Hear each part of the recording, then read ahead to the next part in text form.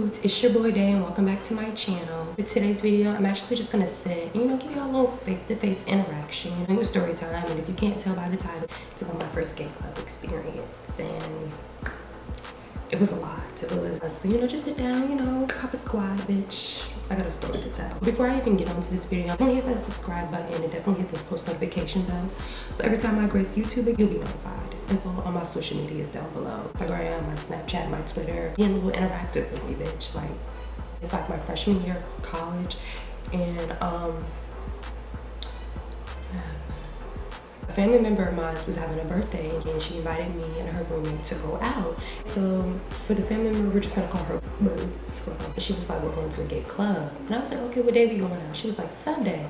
And I was just like, Sunday? Like, who be going out on a Sunday? I was being optimistic about it because who am I to say like this club don't be packed full of people on a Sunday? She was also telling me that two members of our family was also coming along. I call them Pants and Jacket.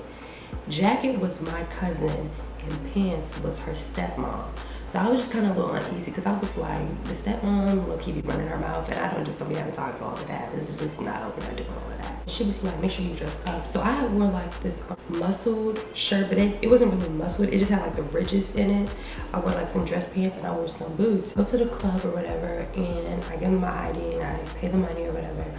And I'm thinking it's about to be like masses of people. Like I'm over here like, excuse me, can't get through. No, it was none of that. It was a little number of people in there. It wasn't no like full function. It wasn't hot as fuck or anything. Like I was, moderate temperature. I was chilling.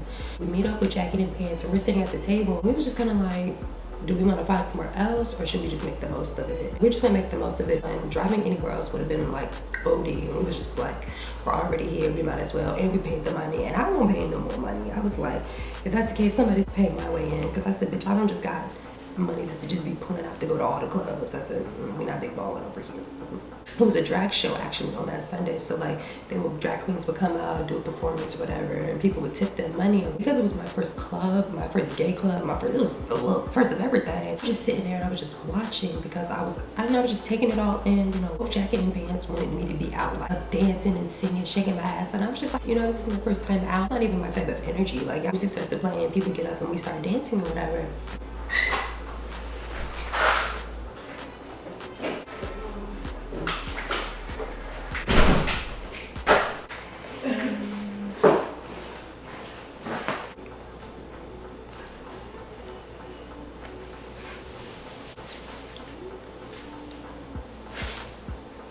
We start getting up and dance, and as I turn, I see a guy who was like in my DMs, giving me really mask tease, like getting my pants, and I was just kind of like, we're not doing that over here, partner. I mean, nah, he just wasn't my type, and he's with his friends.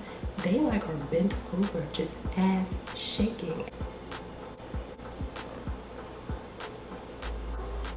I said, so what was all of this muscle man, macho, It's okay if you like to do both. I said, you was really pressing. Like, you was really like, dude,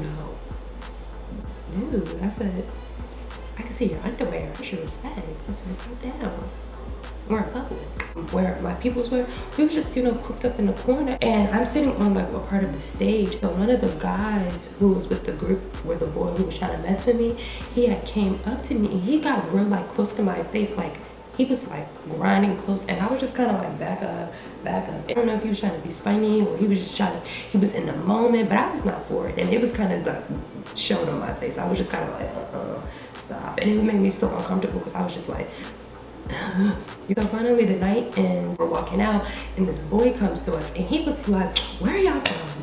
And we were like, Newport. He was like, no, y'all not, y'all cannot be, y'all too bougie to be from there. Like I've never heard anything like that. Like I thought I was just a regular cat. And he pointed to me, he was like, no, you're bougie. He was like, I've been peeping you all night and you be acting like you too good. And I was just like, I don't even know why you even come in this hard. I said, my man, leave me alone. Still talking to us, and then it's like, I sell, and he kept reiterating that he sells, and I was like, I'm not buying from you. I do ace for 50, ace for 45, $50, and I was like looking around like, $45, $50. I hate this he was taxing on those prices. I was like, buddy boy, you can't pull no slack on my ass. I said, I was born today, but it wasn't yesterday. I said, so let's not even try to play those type of games. People that I was with, like Jacket and Pants, they was like, what? You sell? And they was like conversing with him to buy boots.